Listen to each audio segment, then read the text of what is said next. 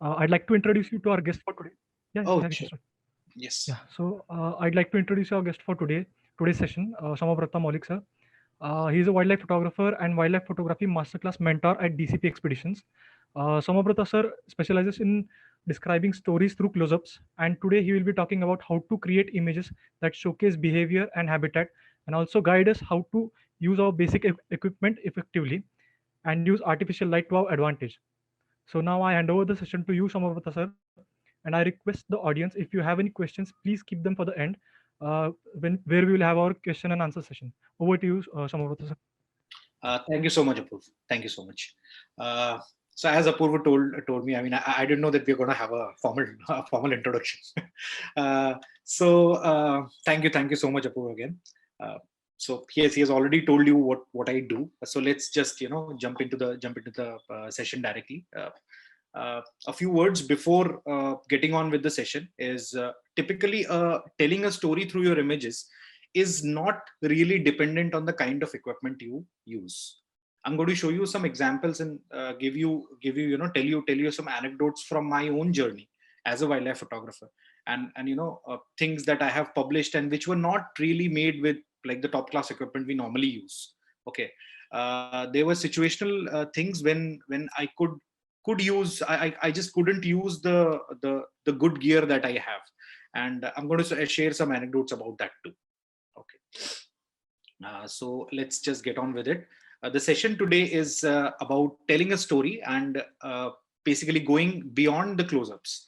Normally nowadays, whenever we open social media, be it Instagram, Facebook, or any other social media platform, you see literally a barrage of wildlife photographers over there. Everybody out there putting their work out for the world to see, which is a fantastic thing. Like a decade back, in the days of Orkut, and when Facebook was just starting out, Instagram was just starting out. Instagram completed a decade recently on 10th October. I remember the date very well because DCP Expeditions, my parent organization, also was created on 10th October 2010.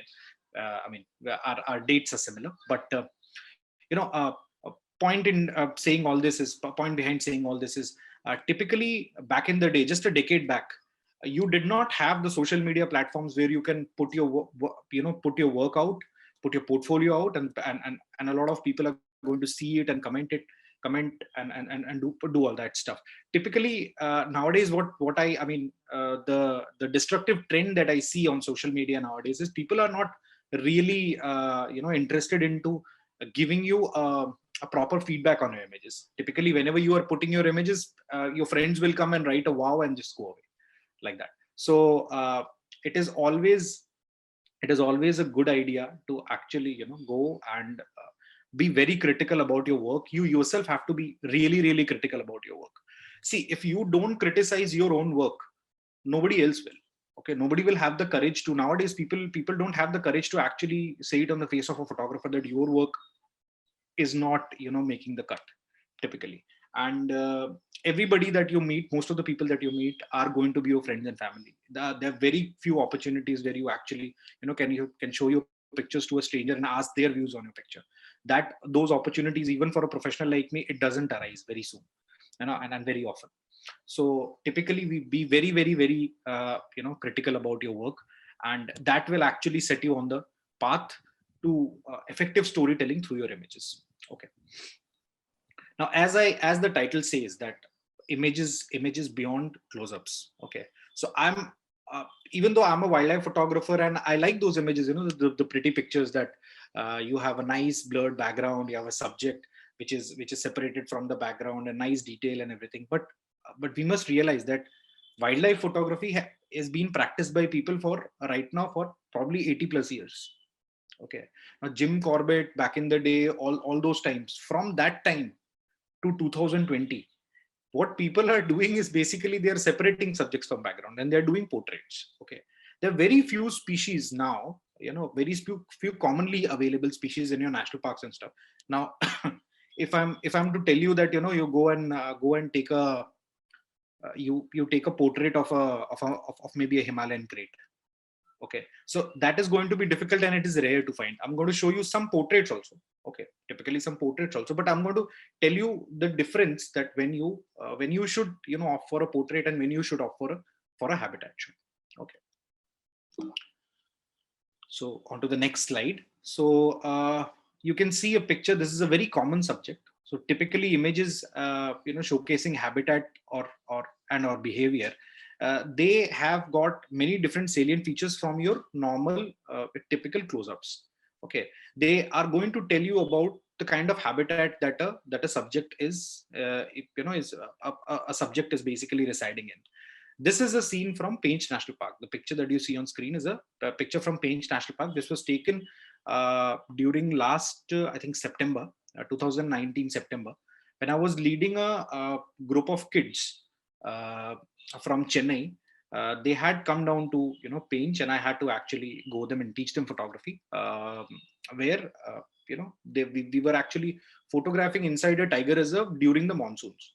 You must have heard from n number of people that during monsoons the sightings of tigers are like really down.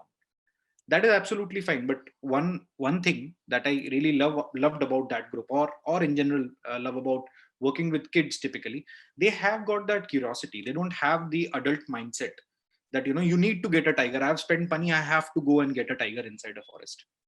Okay, if you don't get a tiger, everybody has those long faces. You see people coming out with long faces from outside from a safari whenever they don't get a tiger sighting. But don't be this is my message to all of you, that don't be very tiger centric. Typically tigers have been shot and reshot and like n number of times.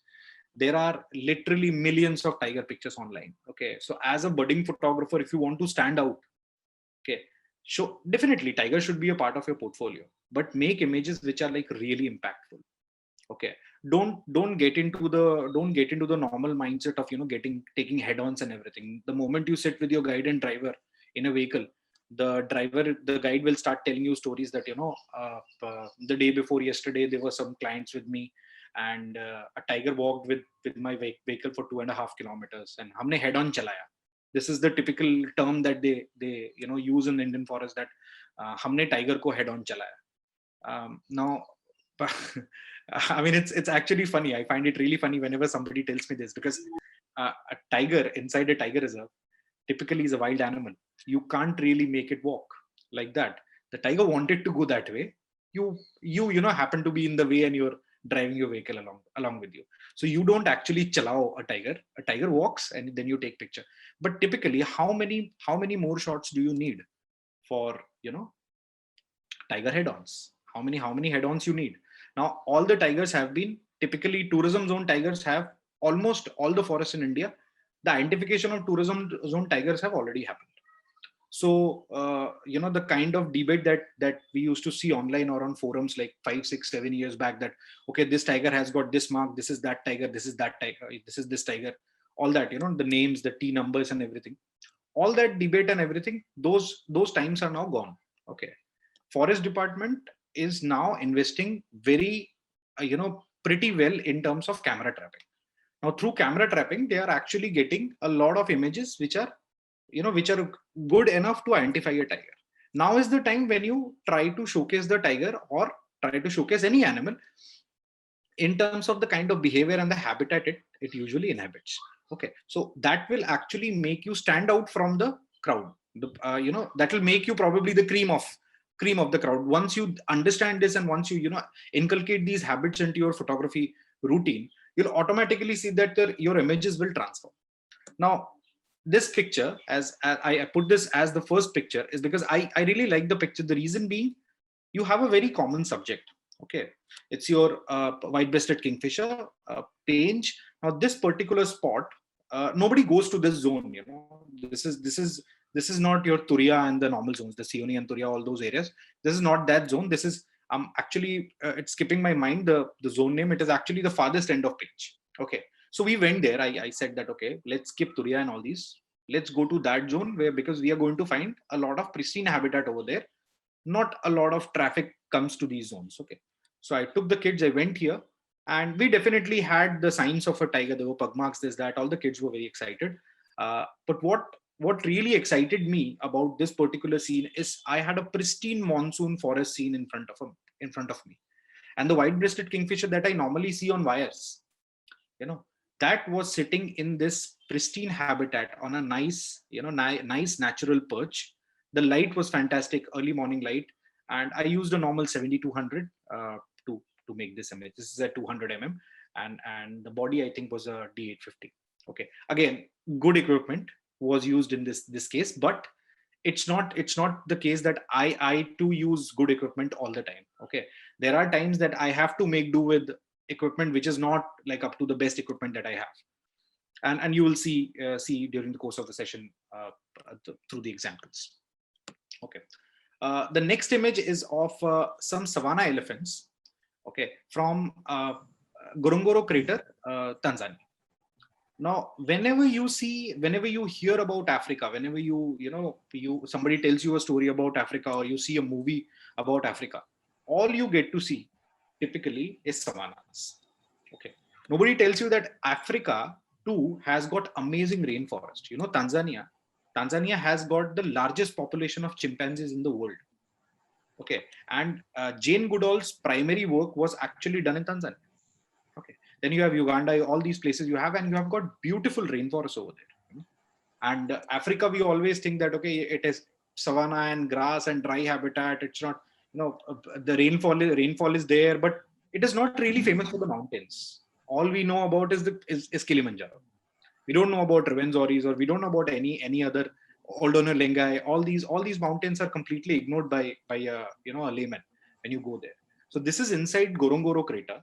And this elephant family, we found it, one evening. They were peacefully grazing, and I really liked the kind of setting they were in. Okay, no flash. Okay, again a 7200 on a D850, and I composed them very small in the frame. I had the option of zooming to 200 mm, and I would have actually filled the frame with the elephants. But I zoomed out to actually 70 mm, and then decided to take the fog, the bird sitting on the tree, the kind of tree patterns and all the colors and everything. Nice evening light. Okay, very late in the evening when we were actually going out of the park, and this was the last thing that we encountered for the day. Okay, this was clicked earlier this year, during the month of January, if I remember correctly, January or February starting. I'm not very sure which trip it was, but typically when you try to work with ideas which are not really popular with the people. When I hear about Africa, I see savannas. So I don't want to shoot my animals in savanna. Even if if I'm shooting in a savanna, then there has to be something special. The point I'm trying to emphasize upon is your shots must be special. If you keep, if you get into the kind of a chore of completely, repeating the things that people before you have done, you're never going to make your own identity. Okay, I have so much respect for the people. I mean, I have grown up seeing National Geographic, pictures in National Geographic magazine, and all these Sanctuary Asia, even, all these brands and magazines used to be subscribed at my place, and I used to see these pictures and everything. As a grown up, I have so much respect for those pictures that I am not going to copy them. Okay, out of respect, I won't copy somebody that I respect, I admire so much. I'll probably take a concept that this guy has used. I'll learn a concept from him or her, and then maybe give it a little bit of a twist of my own, and that's how I'll present a new picture with my own signature style. Okay, so I've seen a lot of images of photographers like Michael Nichols, photographers like Franz Lanting, images of forest elephants, and I so far I've been to Africa a number of times, but I haven't had the fortune of till date encountering a proper forest elephant. These elephants are also savanna elephants. Forest elephants are actually smaller than the savanna elephants, and they inhabit dense forests. So this was kind of my opportunity to pay my homage to the kind of work that I have seen as a child from these greats. Okay, so the savanna elephant framed against a lush green habitat kind of a thing, telling the viewer that it is not always necessary that the savanna elephant is an animal of the dry land. It does inhabit the parts of Africa which are pretty wet. Ngorongoro crater, these areas, this particular area, it probably rains throughout the year. Okay, we usually do our trips during dry season, and even in dry season, at least out of the 2-3 days that we are staying in Ngorongoro crater, typically one day, or maybe every day, it'll rain for at least some time. Okay, so it rains throughout the year, and you have got this nice lush green forest, giving you a setting where you are able to showcase your subject in a little bit of a different setting from what you from the normal pictures that you see from Africa. Okay. Now, some points that you should be careful about when you are deciding upon a trip, or whenever you are deciding on a story, the kind of subjects that you're going to shoot in future. So showcasing habitats and images is becoming more and more important with passing time. This is, I can't emphasize on this point more, because the places that I used to consider like really holy and pristine a few years back, those places don't exist anymore. I'll tell you a story about my journey to find the. I think I went to Arunachal Pradesh to get this kingfisher, Blight's kingfisher. Yeah. So I wanted to get a picture of the Blight's kingfisher. I went to this particular area in Arunachal Pradesh because there are not many good pictures existing of this particular bird. Blight's kingfisher, again, very rare. You have normal portraits and everything. While I was going to Arunachal, as I crossed Bhalukpo, I realized that there is, large scale road widening going on. Okay. And that road widening, there was a patch of like 14 to 16 kilometers through along that particular road, which was pristine Blight kingfisher habitat. And all that area was completely gone. It was razed to ground. I did not find the Blight's kingfisher even after spending like 12 days in that area, searching for it every day. Of course, I did find other birds, but the dream of shooting a Blight kingfisher and trying to get a different image of a Blight kingfisher was fulfilled. No, it wasn't fulfilled. And now this year, I mean, when the COVID situation improves and I'm able to travel, I'm able to go out, I'll probably again go for the Blight's kingfisher and try to find it in areas which are still pristine.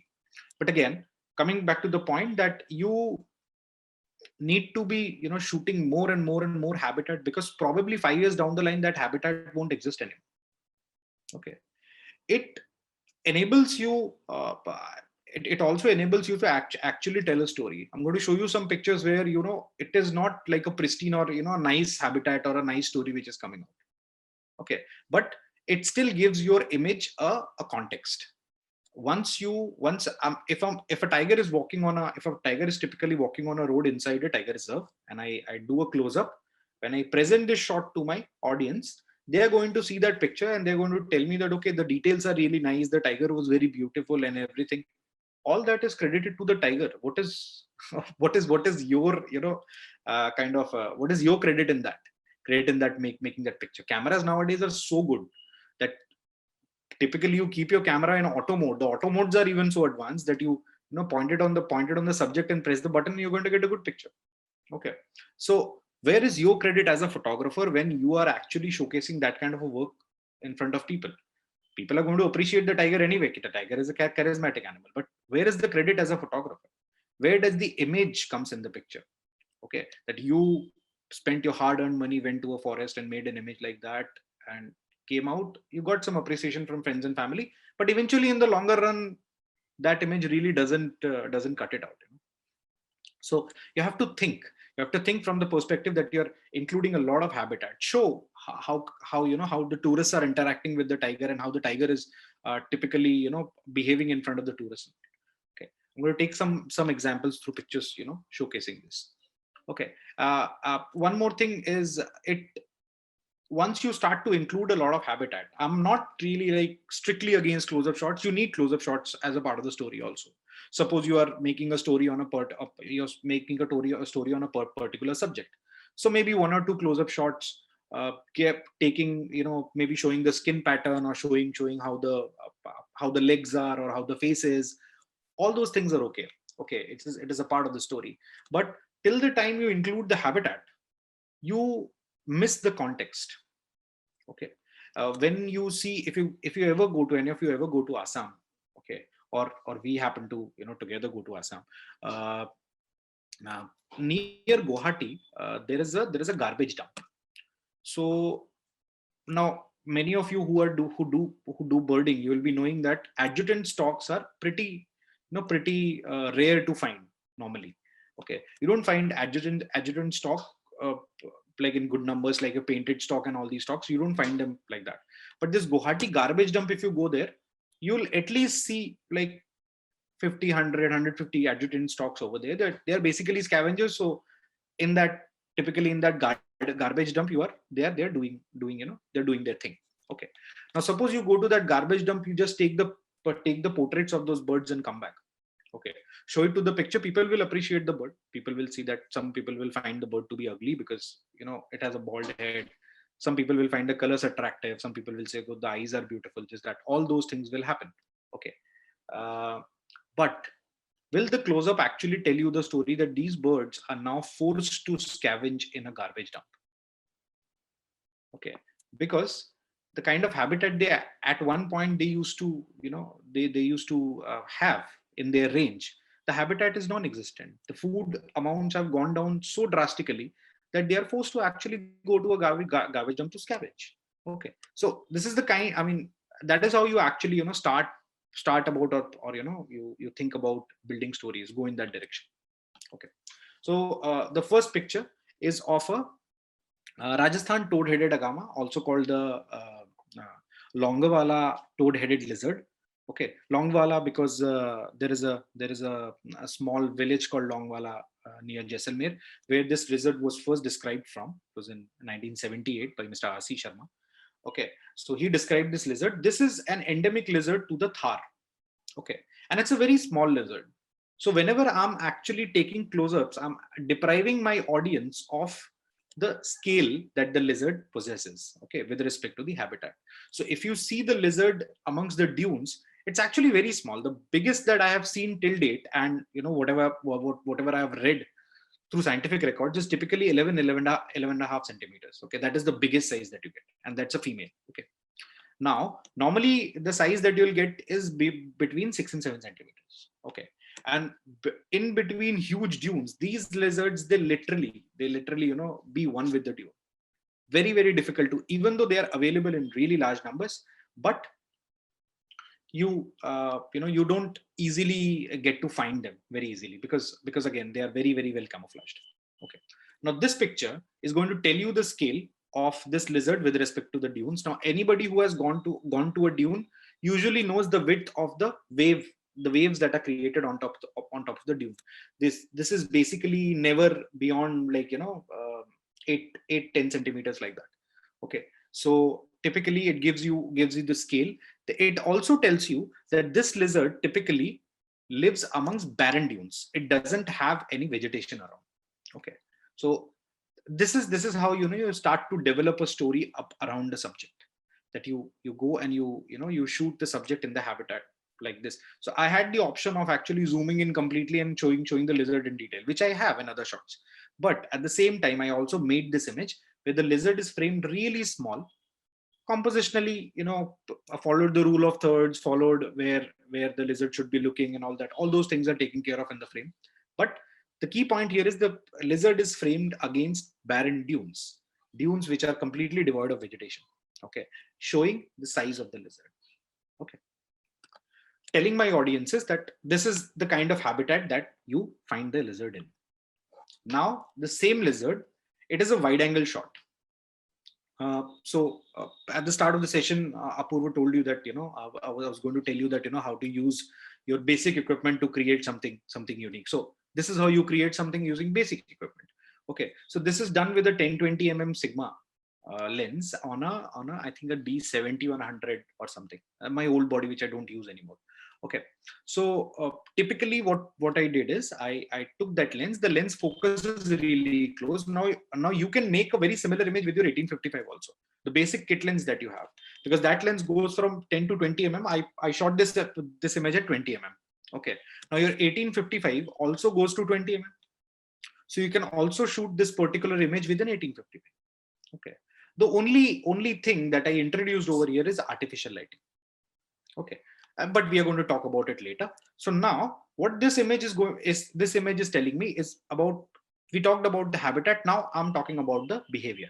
Okay, so these lizards are typically, they have this habit of wiggling and going into sand the moment they sense danger, or whenever they are trying to ambush their prey, they'll lie down like this. Okay, with their bodies completely covered. covered like this on sand. Anyway, there, if you notice the head, the texture and the coloration is already like sand. And once is, wiggles and partially or completely submerges itself in the sand, it is literally undetectable. Okay, so this image showcases a little bit of the behavioral side of the lizard, that how this lizard typically lies in ambush or hides. Okay, going forward, another example, this is a Pope spit viper from Meghalaya. I like this shot because it's a pretty picture. You have a bouquet, you have normal, different colored bouquets, and you have nice detail, nice diffuse lighting. You can see the eye detail and everything, and you can, because it is a pit viper, you can really see the pit and all. But is this close up enough? If I just show you this close up, will you be able to tell that what kind of a habitat the snake stays in? You'll probably never know. Okay, this could be anything. This could be actually, a snake hanging by a snake hook. Somebody holding the snake up like this, and I've clicked this picture. You will never know the story behind, right? If I don't actually tell you, physically tell you, which is again rare, that social media, most of the people will just see your picture. They won't even read the text that you have written alongside. I'm fortunate. Many people read the text, and they tell me that we really like the stories that you post and everything. But typically, for people to actually read the text, it is pretty rare. People don't usually read text. Okay, so through your pictures itself, you have to tell the story that you are trying to tell. Okay, so now the same subject, if I show you like this, okay, so again, you can see the details, you can see the colors and everything. But now this time, that the kind of habitat, this is the kind of habitat the Pope spit viper usually inhabits. There has to be a lot of dense vegetation. There has to be nice, some water around, because again, it feeds on a lot of frogs and rodents and stuff, which are frogs and geckos and all these stuffs, because all these creatures, they hang around places like this. So typically you'll find a Pope spit viper in a habitat like this. Okay, so I again used, not like very fancy equipment, not very expensive equipment used to make these shots. The last shot was with a fancy lens, with a fancy camera, because it was made with a it was made with a true macro lens and all that. But this is typically made with a normal wide angle lens, a wide angle lens on a D500, okay, with a flash. Now again, I'm repeatedly telling you flash part we're going to cover at the end. Just for now, just bear with me. So here I'm able to showcase the subject in the typical kind of a habitat that you find the subject in. Okay. So Pope spit viper from Meghalaya. Going on to the next image, it's a pretty picture of a tiger. Okay, this is a tiger cub. It's a 4-month-old cub from Painch National Park. Now this particular pose is of interest here. Okay, this pose is called a half Sphinx pose.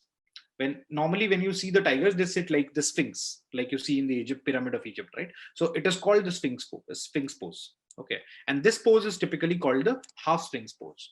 Apart from the ground level angle and the sal forest, the feel of the sal forest and everything, and a pretty tiger face in between, does the image tell me any story? Even though it is one of my favorite pictures, it's a pretty picture of a tiger. It will still remain a pretty picture. If I am to show this picture to a layman, they'll say, "Oh yeah, a tiger, nice." They won't be even able to tell you that it is a cub or an adult. If you just show this picture to somebody, they're not going to actually, most of the people, 90% of the people that you show this picture to, they'll not be able to tell you if it is a cub or an adult. Okay, the reason being, people don't have that kind of a knowledge. But at the same time, now, even if I showed this picture, at the most it will be like, yeah, a beautiful picture of a tiger. People won't spend 5 more minutes or even 1 more minute thinking about this tiger. Okay, or thinking about the kind of challenges that the photographer, I mean, if I'm to show this picture to photographer community, okay, so the first question that I normally get is, how did you get to the eye level? Okay, so getting to the eye level is no big deal. Okay, you park your gypsy in a trough. You need to be actually very well versed with the terrain. Your guides and drivers are not many a times going to do that. Even the best of them will not many a times be able to do that. Okay, you as a photographer will have to tell them that how to get to ground level. Okay, so ground level is typically not deboarding your gypsy and jumping in front of a tiger. That could be injurious to health. So what you do is you park your gypsy inside where the forest roads are normally wavy. They have crests and they have troughs. So park gypsy in the trough. Okay, so you get down to the eye level and then you shoot an animal like this. But apart from that, this picture, the forest and everything, all this is there. But apart from that, this picture doesn't hold too much value in terms of telling a story or telling a story of a tiger from conservation perspective. But at the same time, if I showed people this picture, I bet they will think about it. I bet they will actually, try to take a screenshot and share it over WhatsApp to their friends. See, this is there. Some of them will straight away say that this is Photoshop. That's all right. As a photographer, it's totally fine by me. Since this picture was taken 2 years back in 2018, this has been stolen literally thousands of times. People have, posted this picture in n number of places, claiming that it is my picture. But all that is all right by me. You might have noticed that I don't put copyright on my pictures. My pictures should actually, they should scream my name naturally. I shouldn't be telling people that, okay, this is my picture. Kind of. That's why I don't copyright. A lame reason, but that's my reason. Okay. So if I showed this picture to anybody, a layman, a kid, an old person, no matter whom I showed this picture to, they will be forced to think about the plight of the tiger inside the forest. They'll probably take it in a funny way. Memes were created out of this picture that, the tiger lying down is corona and the people walking is basically the general folk. Okay. So all that happened, but still this picture went ahead. It became so popular that somewhere, someday, somebody, it will reach out to people and people will be forced to think, forced to know the story behind. Okay. Many people, after this picture was published, many people, actually got back to me, contacted me through emails. But some people put messages, some people called me whenever they could find my number, they called me and all, to, know the story behind. And that is, for me, that is the success of an image as a photographer. It's not a technically very brilliant image or something like that. It's just a half and half composition. Okay. And it could be taken with any equipment. Okay. You don't like really need brilliant equipment to make images like this. Make images which are storytelling images. Okay. So even though this is not technically something which is impossible to do or something like that, but the story is so strong that this image will actually come out on top of many more technically superior images. The reason being, this image will invoke an emotion in the viewer. Okay, so that is what I was trying to tell you, that the habitat and everything, it gives you a context. Okay, automatically people will be able to forced to think that who are these people, why are they walking over the bridge, and why don't they care about the tiger? Do they know about the presence of the tiger? Do the tiger knows that the people are present over there? All these questions start coming to your mind. So the story behind the picture is, yes, the tiger is very well aware the people are walking, and the people are also very well aware that the tiger is there. How I know that the people are aware? I told them. Okay, since they were like 500 meters away, I could see them coming. I asked my driver to actually take the gypsy to these people. I told them, there were 5 of them. You can only see 4. The 5th one is actually trailing behind. So I told them that there's a tiger sleeping underneath the bridge. Don't walk over it. Okay. I mean, if something might happen. I was a little skeptical about that. So these people said that the God is our guardian, kind of a thing. Okay. So no harm will come to us. So we can just walk over. So I tried to convince them for some time, and when I couldn't convince, and they were completely fixated upon crossing the bridge on foot like this, I even offered that we can leave you in our gypsy, and they said no. Okay. So what I did as a photographer, then I went ahead, parked my gypsy in a way where I could frame the tiger and the people in the same frame. And believe me, there were 30 gypsies that day in that place, and there is only one picture existent of the whole thing. Presence of mind. You need to be thinking, you need to be on your toes as a photographer all the time. Think of the frames that you're trying to portray to your audiences. The moment these people said that, okay, we are adamant on actually crossing the bridge on foot like that, as a photographer, this came to my mind that this is a brilliant opportunity. If these people don't stop, okay, I tried to stop them. They are not stopping. Well, at least document the whole whatever happened today. Okay, so I went there, I parked my gypsy over there, and I made this image. And this is nothing illegal. These people are actually pilgrims, and in India, this is one topic that not many people touch upon. Pilgrimage is allowed inside tiger reserves. Okay, so no matter which religion it is, if there is a shrine inside, people are allowed to walk on foot because they have been doing this for centuries. And one side of me, says that this is not like really safe for the people and the animals. But another side of me says that these people have been living like this for thousands of years. Who are we to stop them now? But the situation is earlier, the animals and everything were not constrained to these small patches, these small areas. Conservation, even today, the conservation initiatives which are taken world over, you always try to put man versus wild. You always try to, pitch man against the wild. But earlier, during the earlier times when we did not have the decline of 68% of the wild is gone since the 70s, we hear David Attenborough telling this in all his documentaries. But have we really ever thought about it, that what has happened in these years? The conservation initiatives that we have, we always try to isolate the native people from their forest, and that is how we try to, and we want to conserve a forest. But this was not like this in the earlier times. They were living together. So work has to be done in that direction also, that where people and animals are both taken care of. Okay, enough of the conservation talk. Let's go ahead. Storytelling images include a lot of habitat. You'll get you'll be able to tell the whole context and how this whole thing happened. Okay, and you'll also be able to invoke interest in people. We are bombarded with so many images every day now, millions of images coming online. Okay, so these kind of stories, these kind of images will make you stand out. Okay, now coming to the behavior part. So images showcasing behavior are of scientific importance. There are many a time scientists might have documented something in the field, but they don't have a record of the happening. Okay, so as a photographer, try to make images of animals doing something, instead of just showing them sleeping or just showing them walking, or try to take images which show some different kind of a behavior in the animal. Okay, now as I saying earlier also, that make images beyond the pretty picture. Show the true side of wild also. Show the ugly side of it too. Okay. Now show through your images what you think is going wrong. Okay. So I, at that point of time when the pilgrims were going inside the forest and all that, I had this in mind that, okay, I do not really like this picture. So I thought of making a picture to, make my statement. And the statement was, I don't really like this. What is happening? And I documented it. I documented it as a photographer. Let the people go inside the forest.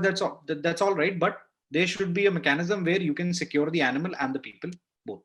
Okay, from each other especially. Okay.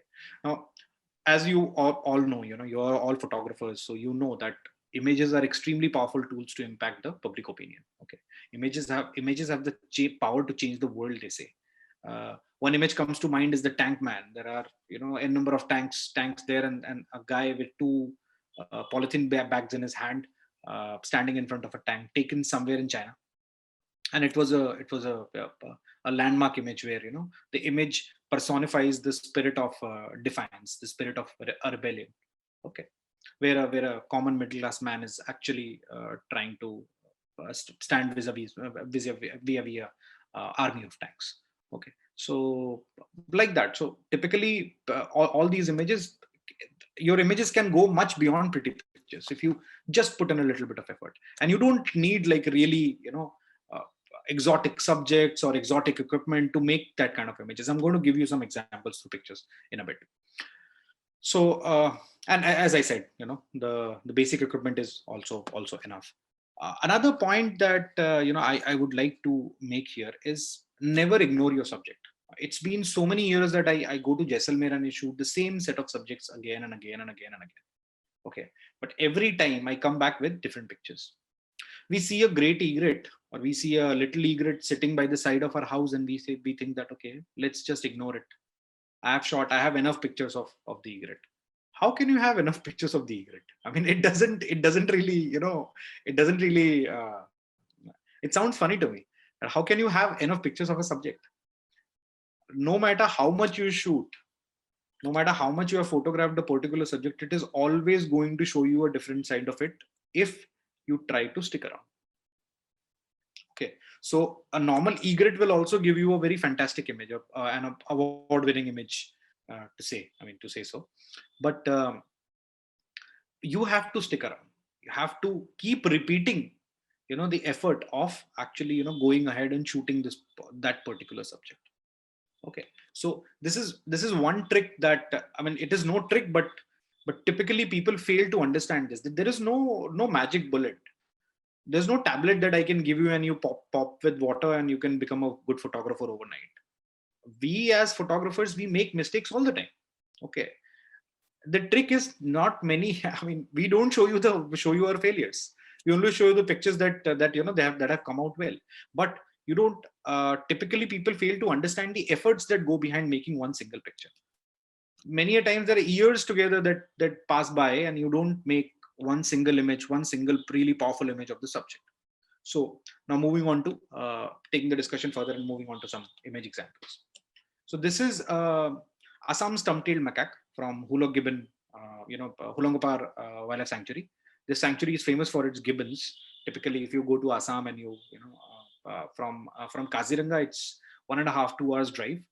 You go to this place, Jorhat, and from Jorhat, this forest is nearby. This forest is now, this is basically, it was contiguous with the Dihing Patkai hill range.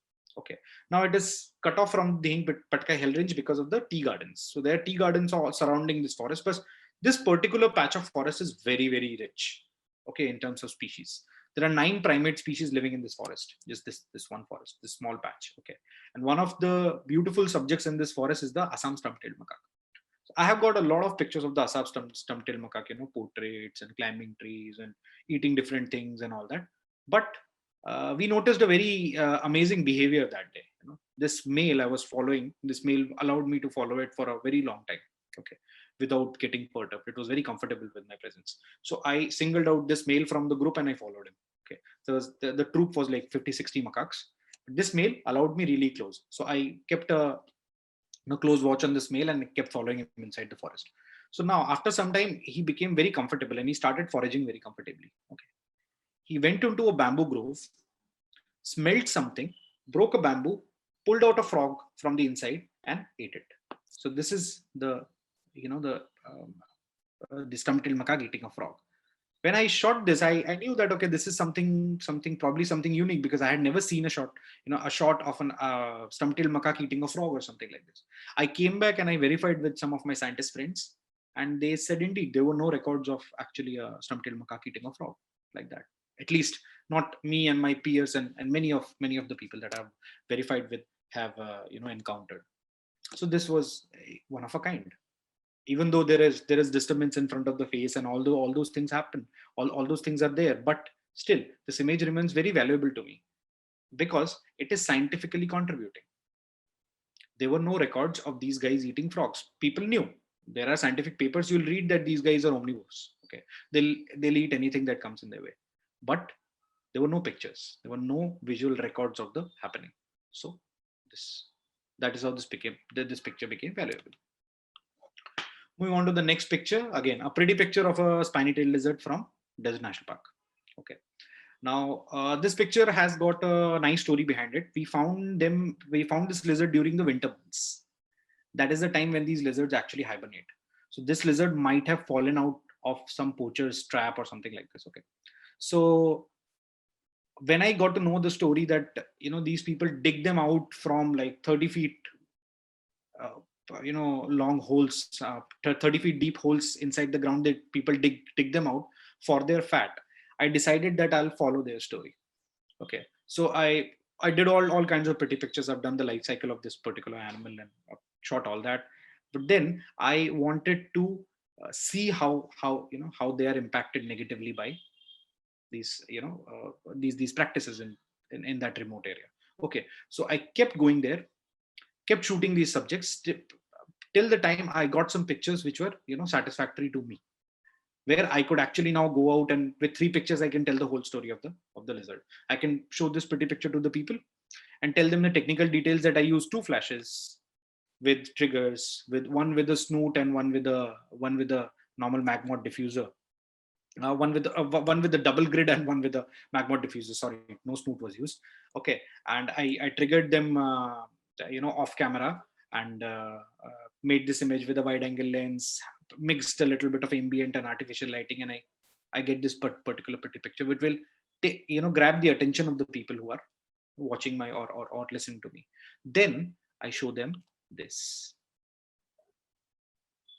I'm not sure if you're able to guess this. This is a typical trap which is normally laid out by the poachers for spiny-tailed lizard. Spiny-tailed lizard is a prized possession in the western sector of India, okay, because it is thought that the fat which comes out of the body, there are 2 layers of fat at the back of spiny-tailed. If you dissect a spiny-tailed lizard and cut it open, you'll see 2 bands of fat over there. Okay, this particular fat and the fat in the tail is typically used to make an oil which is supposed to cure any kind of pain. You have arthritis pain and everything, apply that oil and you're cured of that. That is what the belief is. And people also think of that oil particularly as a very strong aphrodisiac. Okay, so you might have heard the term sande ka tel. So sanda is basically in western sector or Rajasthan, these particular lizards are called sanda. So sande ka tel is the oil, literally the oil of this lizard, and it is thought to be a very, very strong aphrodisiac. When I was a kid in Punjab, my father was in defense forces, so he got posted to different areas. He was posted to Punjab, and I think in 7th, 8th standard, for the first time I heard this term. I now laugh at at that point of time, remembering those days when people used to tell me that what the sande ka tail does, but I had no idea what the sanda is. I thought sande ka tail, it could become herbal oil or something like that. Okay, but when I grew up and I went to the west after Chandigarh, my father was then posted to Jaisalmer. There I got to know what a sanda is. The reason being, the locals used to call it sanda. So now this is a trap for a spiny-tailed lizard. What they do is they make a small noose, and with a stick tied to one end of the rope, and they'll put that noose right on top of the burrow of the lizard. Okay, when the lizard will come out, it will roam around. When the lizard tries to, now at night they will usually put this because these lizards are resting in the burrows. Okay, now morning these lizards come out. When they come out, the nose is kept like that they are not able to see it. The moment their first 2 limbs or the neck goes in, and the lizard realizes, it tries to pull onto it. The noose gets tight around the neck. Okay, and now the lizard will not be able to pull the whole thing inside the hole also, because it will be stopped by the stick. Okay, so this is how they make a trap over there. Okay, and it's quite a rampant practice over there. Even though there is like pretty hard crackdown from the forest department on such people, but still this practice is pretty prevalent in that area. Okay, so I took this picture to show this particular trap, tell you the story. Again, no animal, no nothing, a trap from which the spiny-tailed was actually taken by the poacher. So the other end is, if you see, it is cut with a sharp knife or something like that.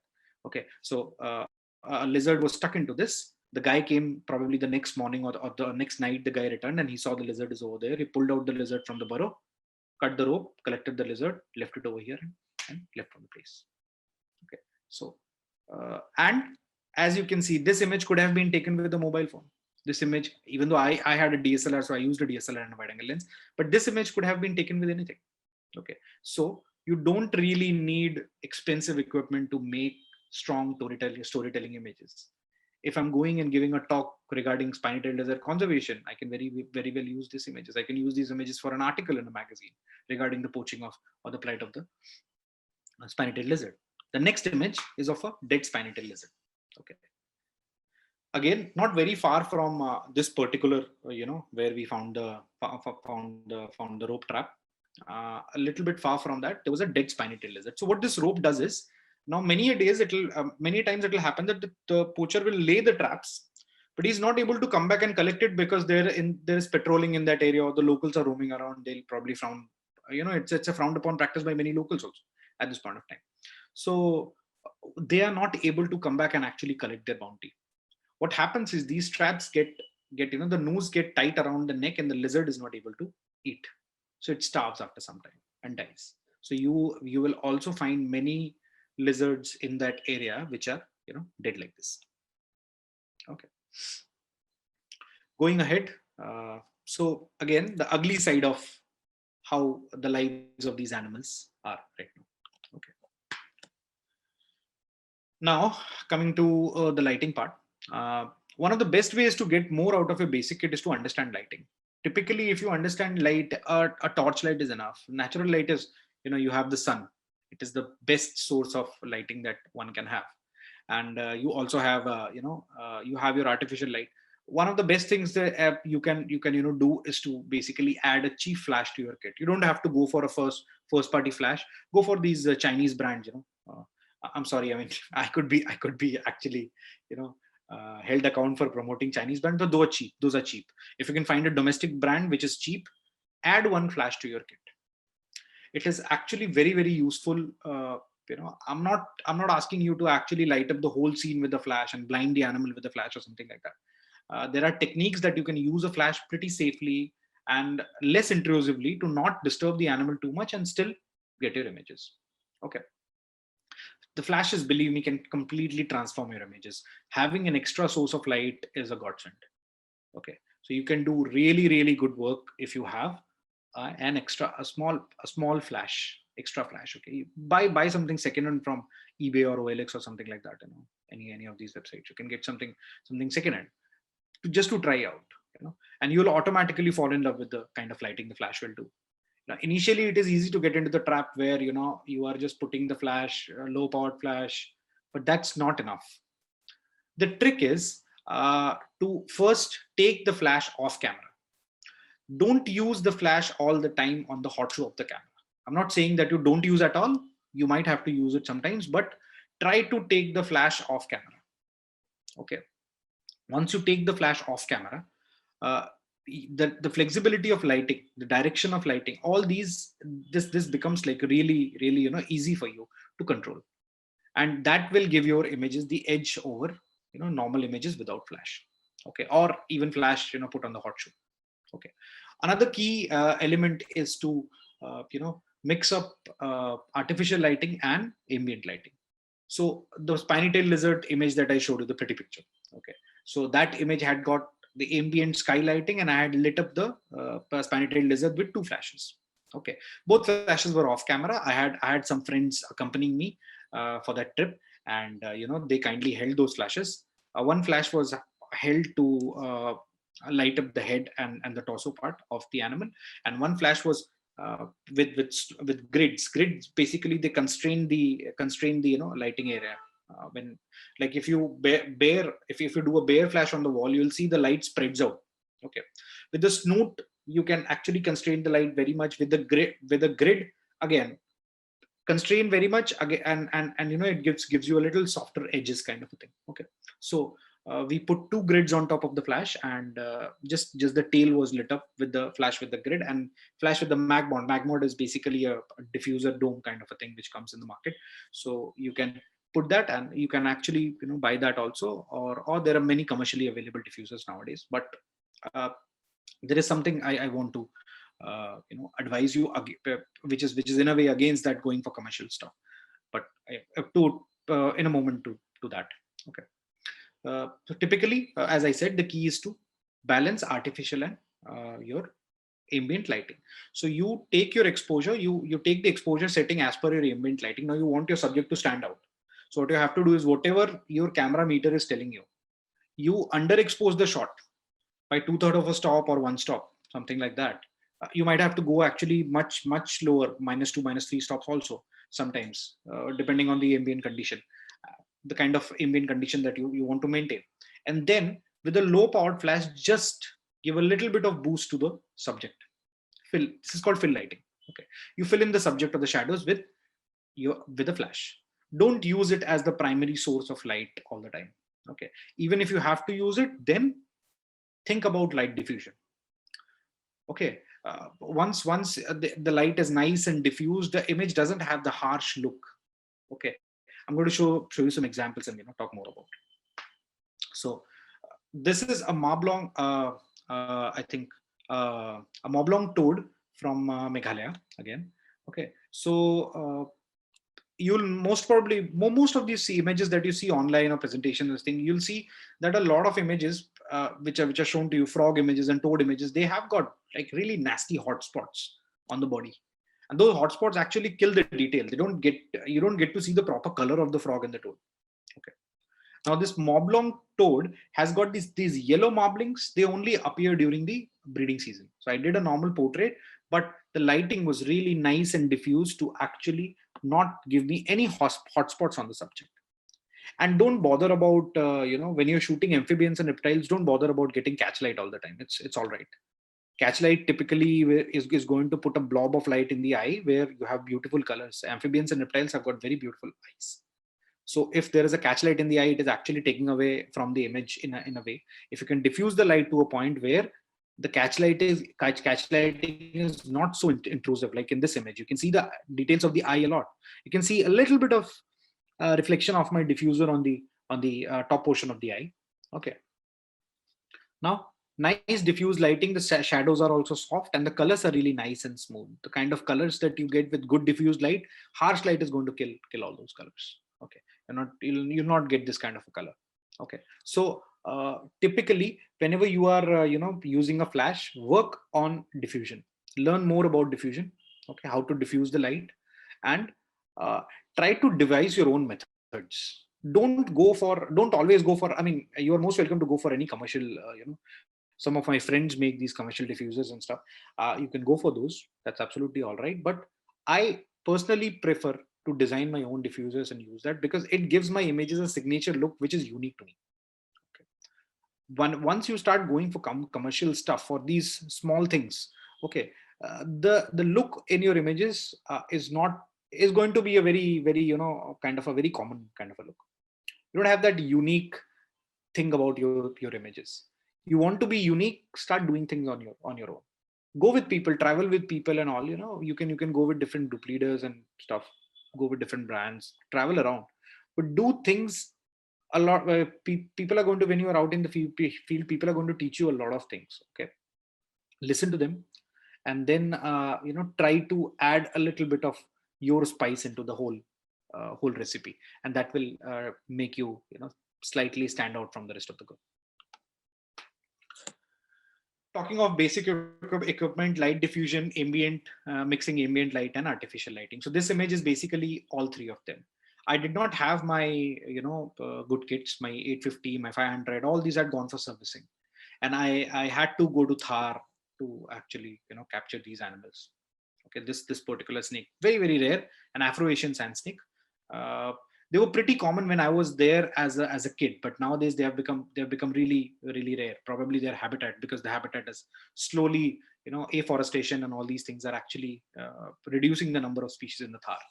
Okay, these are species which are adept to the Samophis way of living, or basically Samophis means typically living in dry habitat, sand and stuff. So all these animals are adapted to living in such habitats, and once you start to afforest the area, you start to plant a forest there, you don't have barren dunes and things like that, which has actually impacted their numbers over there. Okay, plus you have tourism. Typically wildlife tourism in this region is very low. You'll most of the time see people dune bashing and all these things are happening. Okay, so a lot of these subjects get trampled by these vehicles and stuff also. Okay, so again a D7100 used with a single off-camera flash, which was held by a friend of mine, and a diffuser, a homemade diffuser that I had fashioned, a small big screen which I had put, a cloth screen which I had put in front of the flash, pointed at the subject from the top left hand side at 45 degrees. Okay, and metered the whole exposure of the whole frame in aperture priority mode, underexposed by one stop, and then put a fill light at this was, I think, 1/64th of a second. Okay, it was already pretty late, so you'll notice that flash fired at 1:1 power in broad daylight if it is not close enough to the subject, it will have no impact, because the light of the sun is overpowering it. The moment the situation starts to get a little dark, you will see your flash affecting the scene more and more. So try to shoot during those hours and try to utilize the flash. Okay, that will actually change the look of your images. Another image, a pretty popular image of mine. This is again from Meghalaya. This is a redneck keelback in its typical habitat. Okay, again metered the ambient exposure. Okay, underexposed by, I think this was approximately 2 stops, 1.7 to 2 stops. Okay, to get the nice colors in the sky. But even after underexposing that much in aperture priority mode, I was getting a shutter speed of half a second. Okay, so I supported my hands on the rock like this, my elbows on the rock, made it like a tripod. Okay, so 2 supports with my elbows, 1 support is my face. It becomes like a tripod. So 3 supports of the camera. I used half a second. This is taken at, I think, 13 mm. So 13 mm, and with 1 flash off camera, a friend holding that flash. Okay, so the ambient exposure actually gives the nice colors in the sky and everything, and the smooth water smoothie effect and all that. And the flash actually lights up the subject as well as it freezes the subject in place. Okay, even at half a second, my subject is nicely frozen. So dual advantage of the flash: you can freeze, you can also light the subject, and don't forget to color match. Always, pay attention to the kind of lighting that you're having. Suppose my flash's color temperature is normally, say, I mean, you just see the manual. If it is 5200 Kelvin and I use a white balance, the scene that I'm trying to, expose, if I use a white balance, say 3000 Kelvin, and use a flash at 5600 Kelvin, whatever I light up, it is going to be relatively yellow, more yellow than the rest of the scene. Okay, and vice versa. So you keep that in mind when you're doing creative lighting kind of a thing. Okay, so you can use something called gels. Gels are basically small, pieces of plastic which you put on top of the flash. You get CTO gels and CTB gels, basically blue and orange. So you put that on top of the flash, and you can get a different lighting altogether. You don't have to go and post process and play with the white balance and all that stuff. You won't have to do. Put a CTO gel, flash it on the subject, and you get nice warm colors. Okay. The last image for the presentation is of a greater 100 rhino. This is from Manas National Park, and this was again made with a very basic setup, a fisheye lens, a 1017 Tokina 1017 with a D500 body and a single flash.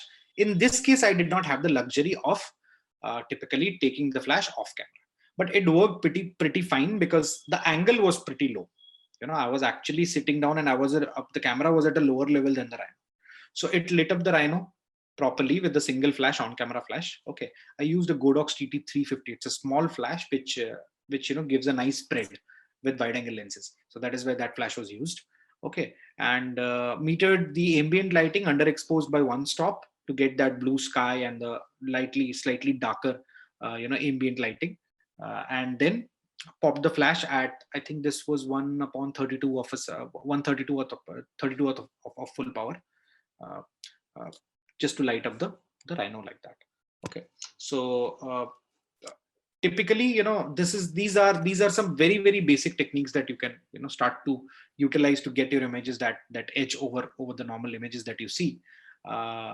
But I would always tell you that be very careful. Don't just go and attempt a shot on a rhino like this. This was taken handled. Don't just go ahead and attempt a shot on any rhino. You will probably get killed. Okay, so be careful of your safety, and try to go ahead and shoot as much as wide possible. Make your frames wide, and try to move away from the close-ups. It's going to help you in the longer run. Okay, so I think we can So we can it was a really very amazing session, sir. And I'm sure we all had an insight about what planning and procedure comes before actually going on field and clicking the pictures. Yes. So we can move on to the question and answer sessions.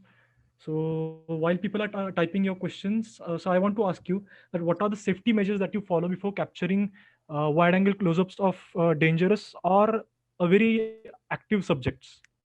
Uh, Typically, most of the times, if the subject is very active, the subject is not sitting down. Uh, there you will find, say Malabar pit viper. So Malabar pit viper is one very common subject which is found all across Western Ghat, right? So if you go, different Malabar pit vipers will have different personality traits. Some of them will sit very calmly, and some of them, the moment you are, even if you're like 2-3 meters away from them, they'll start jumping towards you. Okay, so once you get into field, like I was saying, that you keep repeating the subject again and again and again. You have to shoot till the point you find a subject. One day you have to go out and try your luck till the point where you find a subject which is actually cooperative.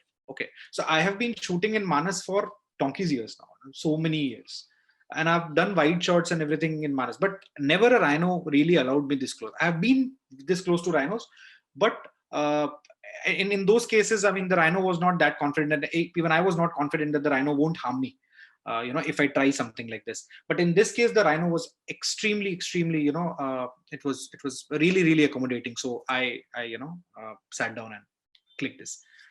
Okay, so back to the back to the original question, that how do I go that close? First of all, if you are able to maintain a physical barrier between yourself and the subject, that is very good. Okay, I design my diffusers in a way that they act as a physical barrier between me and a snake or something, because a snake is a small animal. It's not that powerful that it can go through something solid and give me a bite.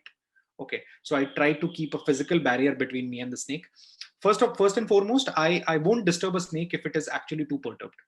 If it is moving very fast or running away from me like that, I wouldn't in most cases I won't attempt to actually go and breach the private space of the animal. But if I'm doing that, I'll try to, if I'm going very close, I'll try to do that with an animal which is already pacified, already pretty calm, or I'll try to operate in during the times when the animal is actually pretty slow. So if you go during the really cold hours, you'll see that the cold-blooded animals are not going to run away too fast, or they'll be very calm or sitting at one place. Try not to disturb it too much, and you can typically approach. It's not a problem, not a big problem. Okay, so I request you guys to please type your questions in the chat box. So somebody has actually put a question long back. Sorry. I did not see the question earlier. So it was, sir, how can you anyone identify a tiger from another? Is there any unique symbol or sign in their body? So it's very simple. All the tigers, the stripe pattern in a tiger's body is like a fingerprint. No two tigers have got similar stripe pattern. Okay. So, and you have, typically people will see the forehead and the flanks. You will have some unique symbol which is just unique to that one tiger. So once you have identified one that unique symbol for that particular tiger, you can then very easily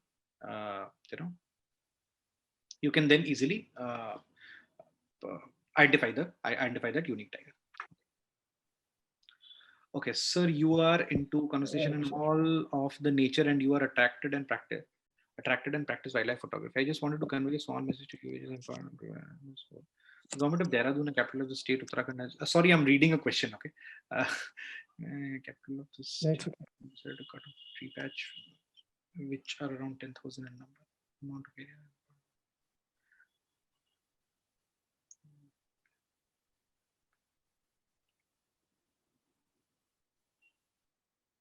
In the work and saving money.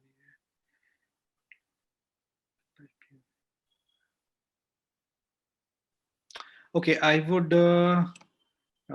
Yeah. So I think this question is by Avishray Singh. Avishray, you can see my contact details in at the bottom of this particular page. Okay, just drop me a mail regarding this. Okay, and we can discuss more on this matter. Okay, so Sudhanshu asks that how to judge if the flash is needed in the day as well. Okay, so if you have too many dark shadows on the subject, you can then you can use the flash to just fill in the subjects. If you are typically, I mean, if you need more light, that's it. To make the subject stand out from the rest of the background, you can utilize a flash to brighten up the subject. So if you darken the whole scene completely, and then put a little bit of flash onto the subject, and you have to control the power of the flash and the direction of the flash in a way that it doesn't spill over to your background to light it. Okay, so typically if you do that, automatically the subject will stand out. That's how you typically judge. Okay. Okay, so next question is from Anupama. Yes. Will the tiger picture from Pinch will be classified as a high key photo? No. It's not a high key photo. High key photo typically in high key images, you will have everything else will be obliterated, overexposed to a point where you will not be able to see any details. That will be considered as high key. If you see if you could see just the tiger's face, just the pattern on the tiger's face, and everything else was everything else was white, then you could have actually identified it as a high key. Here, all the details, the whole frame is evenly exposed, so it's not really high key. It is a little confusing regarding because of the blur. Okay, so the blur is because of the eye level. The foreground is pretty close, the background is pretty far away. So that is where the subject is. It looks like it has a 3D-ish effect where the subject, it stands out, it pops out like that. Okay, I hope I've answered the question. Right. Yeah. So while people are typing, so I want to ask you that, as you mentioned, one should think or visualize before clicking the images. But has it happened that before even going on field, you had a composition that is in your head and you wanted to like try out that composition? So you've planned your trip along with that intention in your mind, and you've got that shot. Yes. Have it happened? Yes, all the time. Actually, it happens all the time. Typically, whenever I'll plan shooting any subject, I'll try to contact the friends from the scientific community to provide me with papers, scientific papers, reading about the ecology and the habitat and everything about the subject completely. I do those studies before actually moving on to a subject. Then I decide upon the time of the year that I want to shoot the subject, to actually get these things properly, to get the subject in the proper situation, whatever I want from the subject. Like, for example, I wanted to shoot these spiny tailed lizard babies. Okay, now spiny tailed lizard babies, the small babies, I think very few people, very few people, I mean, I haven't seen any other shots than my own of babies that small. Okay, so what happens is that typically these babies, they hatch in the peak summer, and that too in Jaisalmer. So you won't see photographers going there in 50 to 53 degrees Celsius temperature. Okay, I don't recommend that even to my friends or my contemporaries doing that. I took that risk. I actually got dehydrated and there was a whole thing. But eventually I got the pictures. I wanted very small babies of this spiny tailed lizard. Okay, so you have to plan ahead, and there are many things that you dream about, and you go and actually, dreaming is actually a very essential part of photography. If you're not very imaginative or not dreaming, typically all the good photographers that you'll meet, they are dreamers. Once you have that idea, once you have that dream in your mind that I want to take a subject in that particular in that particular situation, like, you'll, after some time, you'll feel like as if whatever I dreamt, it is actually coming true, as if I am something that whatever I asked, the God is presenting it with me, to me. But it's not like that. What happens is, the moment you pre-visualize or conceptualize a picture in your head, okay, that I want to take a picture like this, when the thing happens in front of you, your brain is instantly able to recognize it. Okay. Yeah. Most of the times what happens is, if something important is happening in front of us, we miss it because we have never thought about it, that what good can come out of it. Okay, so pre-visualization is very, very important. I mean, I usually don't tell people that you go and you see and you shoot whatever you want to shoot over there. You think about the shots, think a lot what my shot, what kind of an impact my shot is going to have after I've come back. Okay, so from that perspective, think from that perspective, and your images will definitely come out. Okay, and it happens all the time that whatever you have thought, it happens in the field. Yeah, that's great. So scientific studies. Yes, absolutely. Scientific studies is very important. Scientific studies is very important. You have got a website called Researchgate. Okay. It's a free website. Anybody can go and read scientific papers. I know it's excruciatingly boring sometimes, but I now find it very interesting. When I'm interested on a subject and I read a scientific paper, it's fantastic. you know, the peek it gives you into the lives of different animals. It is absolutely fantastic. Okay, don't go boring people from the scientific community with specific questions. Read the papers. The papers are all out there. Okay, there are nice scientific journals where you can get all these papers and you can read about them. Okay. Yeah. Once somebody has asked a question, what was the camera setting for snake pick with fall? Okay, the camera setting was ISO 800 f13. Aperture, focal length was 13 mm. Aperture was f10 or 11. I'm not very sure whether it was 10 or 11. And the flash was 1/32. Yeah, 1/32 of a second. And I think I've told everything, right? So ISO 800. Shutter speed was half a second. ISO was 800. Aperture was f10 or 11. I'm not really sure what it was, but it won't matter much. Focal length was 13 mm. Camera body was a D500. Lens was a Sigma 1020 mm. Okay, and the flash was an off-brand Digitech, something I've actually forgotten the model, but it was not a small flash, a big flash. Okay, of all, somebody has asked, of all images shared, which was the most challenging, where you had very less time to get everything on point? All the images, actually. So typically, whenever you're going to see a picture or make a photograph is always a fleeting moment. So you visualize, you sit for it, and then everything comes together in a picture, and that happens for a fleeting moment. In a whole barrage of pictures that you have shot, there will always be one picture which will stand out from the rest of the crowd. Okay, and that will always happen in a fleeting moment. So it's typically very difficult to decide that which picture was most difficult and which is less, but all pictures are like that. You get to shoot that. You have to recognize that split second time and then press the shutter button, timing it so accurately that everything is fallen together. And of course, there is always a luck factor too. Shooting animals, no matter how hard you try, if you're shooting wild animals, no matter how hard you try, there is always a luck factor, and luck always improves if you keep attempting it. If you stay home and you think that, okay, good shots are going to come, just pass by me, that's not going to happen. You have to step out. You have to, even if you're doing, shooting from your window, you want to get a particular shot of a bird, you have to try every day. Go try every day. Okay. Things are not going to happen on their own. You have to actually keep attempting till the time that things happen, the things that you want happen start happening. Okay. Right. So I hope that answers your question, Sudhanshu. Next question is from Nishit. Yes. What was the camera settings in Rhino picture? Okay, camera settings. Okay, so two questions regarding the camera settings. So first of all, I'll tell you the camera settings. Just a small, piece of advice. Don't get too caught up with the camera settings. Okay.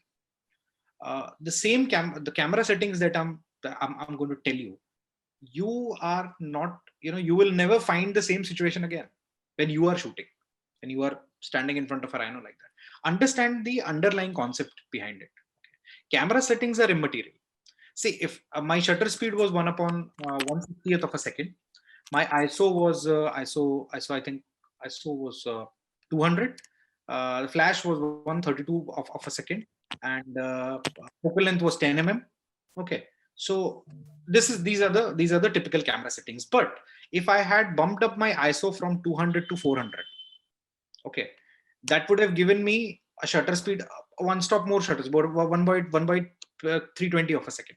Okay, the flash would flash and everything is going to, I would have, because I bumped up my ISO, I would have to compensate it by flash, but a different set of settings can actually obtain the same picture.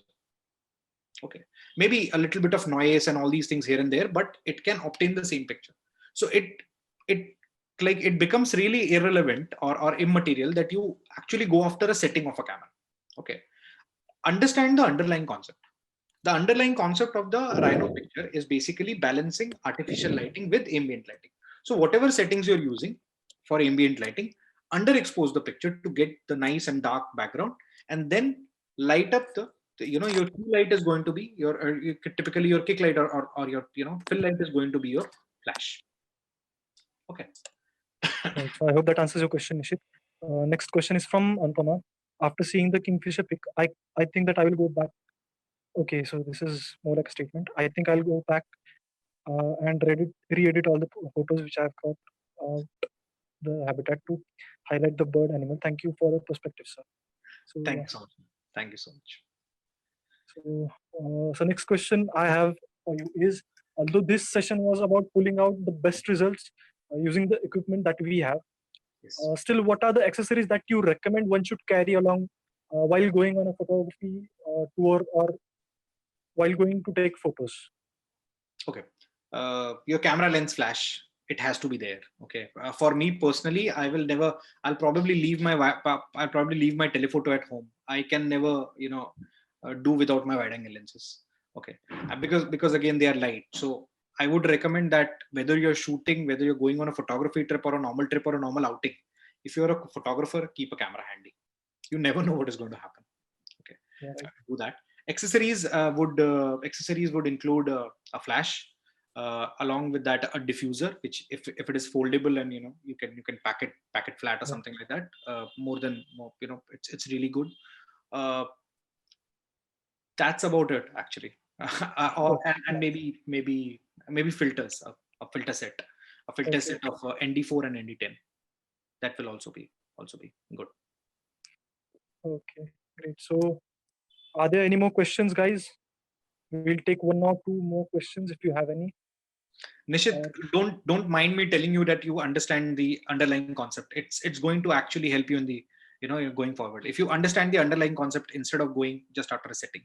The same goes for the person who asked the snake and waterfall thing.